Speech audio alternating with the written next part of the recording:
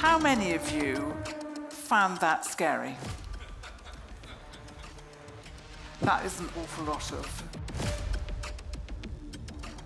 좀 전에 여러분이 보신 영상은 사피엔스 저자 유발 하라리의 AI에 대한 강연을 듣고 AI에 대한 두려움을 느끼는 청중들의 반응이었습니다. 안녕하세요. 텍스세미나의 핵심을 읽어주는 세미남 고성 PD입니다.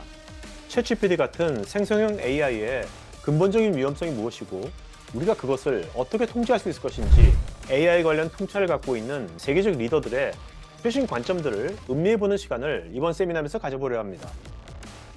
챗GPT를 만든 오픈AI사의 샘 알트만, 전 구글의 회장이었던 에릭 슈미트, 딥러닝의 대부 제프 힌튼 교수, 사피엔스 저자 유발 하라리, 최근 유튜브 영상들 중 일부를 이번 세미나에서 재구성해보았습니다.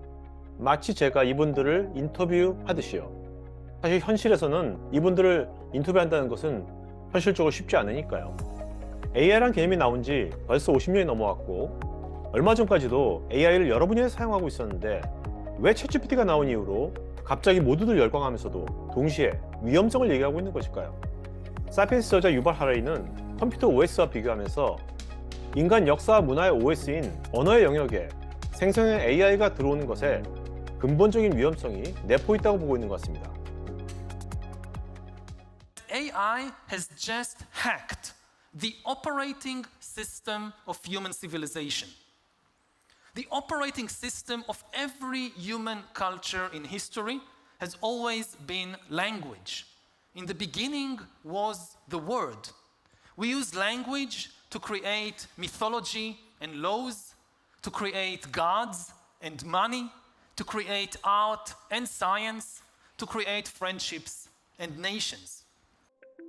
좀 전 유발 하라리의 언어가 인간의 OS란 말이 공감 가는 것이 2차 세계대전 때 독일 국민들을 현혹시켰던 히틀러나 국내에서는 10년 전 대구 의료기기 피라미드 사업으로 4조의 사기 행각을 펼친 조이팔, 그리고 얼마 전 넷플릭스에서 폭로되었던 JMS의 사이비 교주 정명석 등 모두 언어로 사람들이 믿는 스토리를 만들어서 그 많은 사람들을 조종했던 것이었습니다. 어찌 보면 이 세상은 인간의 언어가 만든 스토리와 이미지로 흘러가는 것 아닐까요? 여기에 SNS와 웹 검색이 더해져서 AI가 인간의 언어를 기반으로 하이건 자이건 악용된다면 그 파급력은 엄청날 것입니다. 구글의 전 회장이었던 에릭 슈미트는 조회수와 좋아요가 돈이 되는 어텐션 이코노미라 불리는 요즘 같은 세상에서 사람들의 관심을 끌기 위한 목적으로 AI가 악용되어 결국 정치나 여론이 오염되는 것을 우려하고 있었습니다. My point about generative AI is these systems are going to soup up engagement and soup up your attention. There's an old phrase about what the currency of the future in economics is attention. And these systems are looking for your attention as a consumer. So every time you go, oh my God, I had no idea, remember that it's trying to get you to have that reaction. 인간의 언어 영역에 들어온 챗GPT 같은 생성형 AI에 대한 대안을 논의하기 위해서 미국 상원 청문회가 올해 5월에 열렸는데 증인으로 챗GPT를 만든 오픈AI사의 샘 알트만 CEO도 참석하였습니다. 이때 상원 의원 중 한 명이 샘 알트만에게 이렇게 질문하였습니다. 무엇이 당신에게 가장 두려운 미래의 악몽이냐고요. 샘 알트만 CEO는 이렇게 답변하였습니다. My worst fears are that we, the field, the technology, the industry, cause significant harm to the world. I think that could happen in a lot of different ways. It's why we started the company. I think if this technology goes wrong, it can go quite wrong, and we want to be vocal about that. We want to work with the government to prevent that from happening, but we try to be very clear-eyed about what the downside case is and the work that we have to do to mitigate that. 좀 전에 샘 알트만 CEO의 증언에서 Why we started a company 이런 문장이 나왔는데 샘 알트만 CEO의 다음 증언을 들어보면 왜 생성형 AI를 챗봇 형식으로 만들어서 많은 사람들이 쉽게 체험해 볼 수 있게 했는지 그 의도를 잘 알 수 있었습니다. 물론 상업적인 성공을 위한 이슈몰이의 의도도 있었겠지만 AI 위험성과 대안을 찾기 위한 사회 공론화를 하고자 하는 의지와 진정성도 느낄 수 있었습니다. We believe that iterative deployment and giving people in our institutions and you all time to come to grips with this technology, to understand it, to find its limitations, its benefits, the regulations we need around it, what it takes to make it safe, that's really important. Going off to build a super powerful AI system in secret and then dropping it on the world all at once, I think would not go well. So a big part of our strategy is, while these systems are still relatively weak and deeply imperfect, to find ways to get people to have experience with them, to have contact with reality, and to figure out what we need to do to make it safer and better. And that is the only way that I've seen in the history of new technology and products of this magnitude to get to a very good outcome. And so that interaction with the world is very important. 오픈AI사의 샘 알트만 CEO가 생성형 AI 위험과 대안의 공론화를 알리고자 하는 의도는 딥러닝의 대가인 제프리 힌튼 교수가 최근 구글을 퇴사하고 액티브하게 AI 위험성을 얘기하는 것으로 보더라도 어느 정도 성공한 것 같습니다. 이제부터는 생성형 AI 위험성을 우리가 어떻게 통제할 것인지 다양한 관점들을 들어보도록 하겠습니다. 먼저 제프리 힌튼 교수의 흥미로운 관점을 한번 들어볼까요?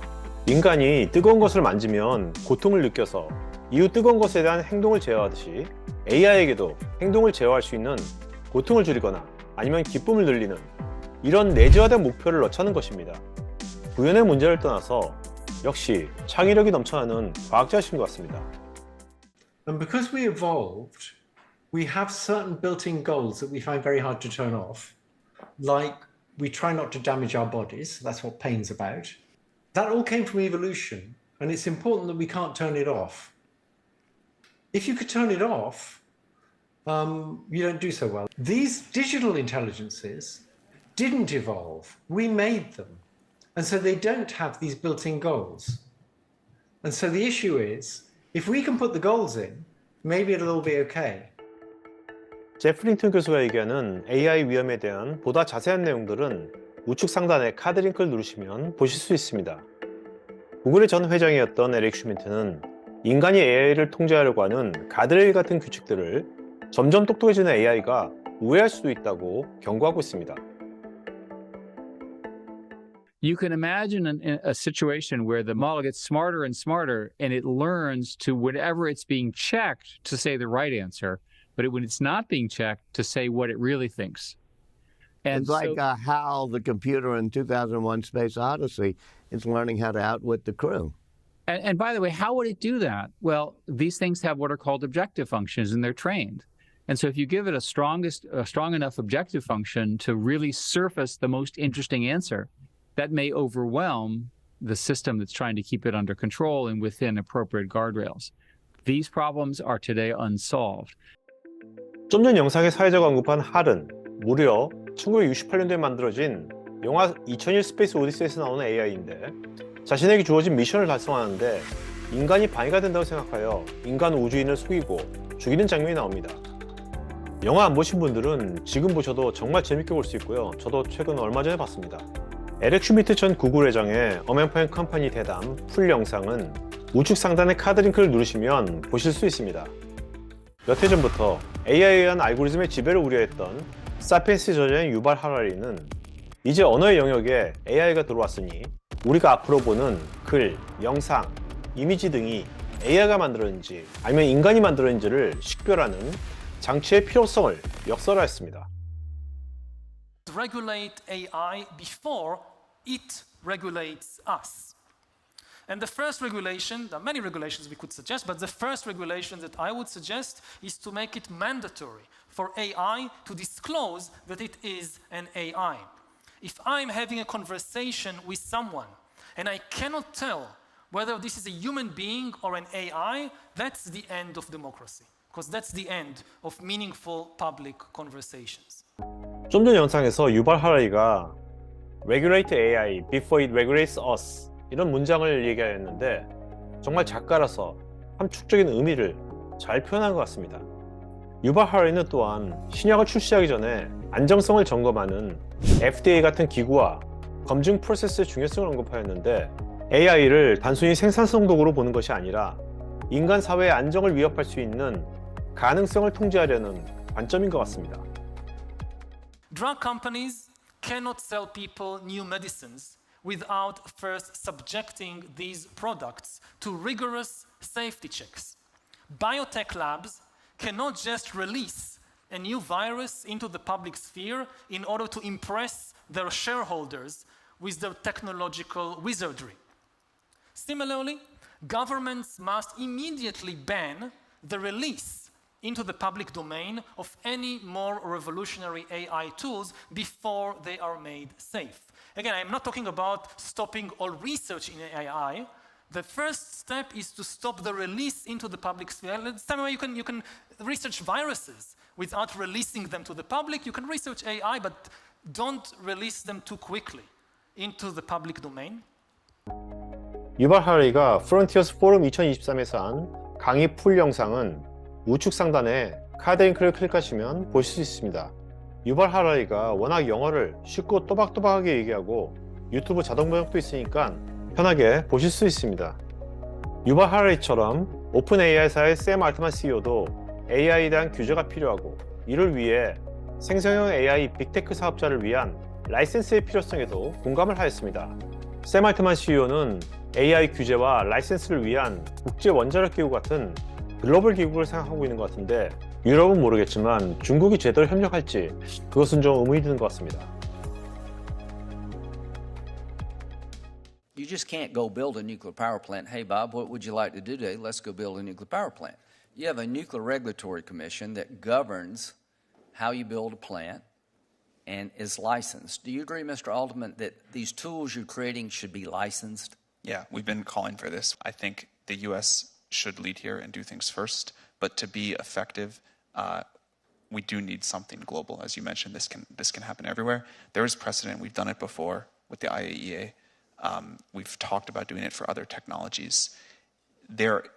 Given what it takes to make these models, the chip supply chain, the sort of limited number of competitive GPUs, the power the U.S. has over these companies, I think there are paths to the U.S. setting some international standards that other countries would need to collaborate with and be part of that are actually workable, even though it sounds on its face like a impractical idea. And I think it would be great for the world. 미 상원 청문회에서 AI를 통제하기 위한 세 가지 원칙을 샘 알트만 CEO가 제시하였는데 이런 규제는 오픈 AI, 구글, 마이크로소프트 같은 빅테크 사업자에게만 적용하자는 것이고 순수 AI 연구나 스타트업에 대한 규제는 예외로 두자고 하였습니다.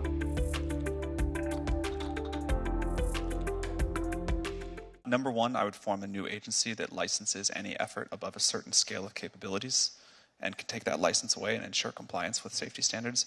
Number two, I would create a set of safety standards focused on what you said in your third hypothesis as the dangerous capability evaluations. One example that we've used in the past is looking to see if a model can self-replicate and self-exfiltrate into the wild. We can give your office a long other list of the things that we think are important there, but specific tests that a model has to pass before it can be deployed into the world. And then third, I would require independent audits. So not just from the company or the agency, but experts who can say the model is or isn't in compliance with these stated safety thresholds and these percentages of performance on question X or Y. Any new law does not stop the innovation from happening with smaller companies, open source models, researchers that are doing work at a smaller scale.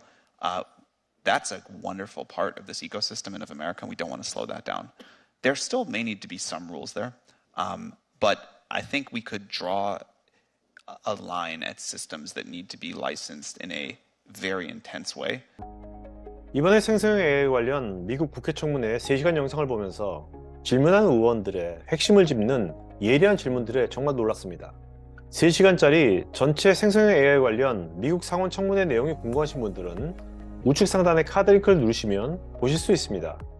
좀 전 영상에서 샘 알트만 CEO가 특정 스레시홀드를 넘어서는 기업들에게만 규제를 하자고 했는데 젊은 상원의원이 예리하게 그 스레시홀드가 무엇이냐고 물어봤습니다.